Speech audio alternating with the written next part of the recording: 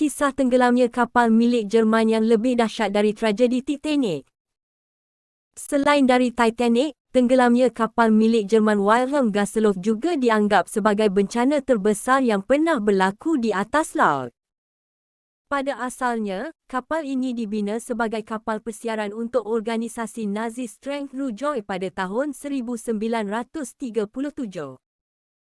Selama karya singkatnya sebagai kapal pesiar, Gustloff melakukan 60 pelayaran dan mampu menampung sekitar 80,000 penumpang. Apabila perang tercetus, Wilhelm Gustloff telah diambil alih oleh Kriegsmarine, Angkatan Laut Jerman pada tahun 1939. Kapal ini berkhidmat sebagai kapal hospital pada tahun 1939 hingga 1940. Selama musim sejuk tahun 1944 dan 1945, warga Jerman yang tinggal di Prusia Timur menyadari bahawa Soviet akan datang untuk menangkap warga Jerman dan satu-satunya jalan keluar bagi mereka adalah menyeberangi laut. Menurut National World War II Museum, banyak keluarga yang meninggalkan rumah mereka dan pergi ke pelabuhan Pillau dan Gotenhafen untuk melarikan diri ke Jerman. Di pelabuhan Pillau saja ada sekitar 100,000 penduduk Jerman.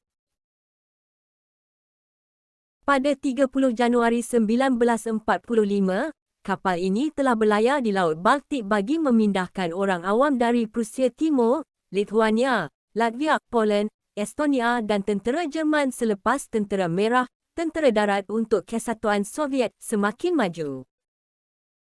Pelayaran itu dilakukan pada akhir Januari dengan cuacanya yang tidak menentu di Laut Baltik. Ada salju dan angin sedingin ais yang membuat jarak pandang menjadi buruk dan juga menjadi malapetaka bagi hampir semua penumpang hingga kru.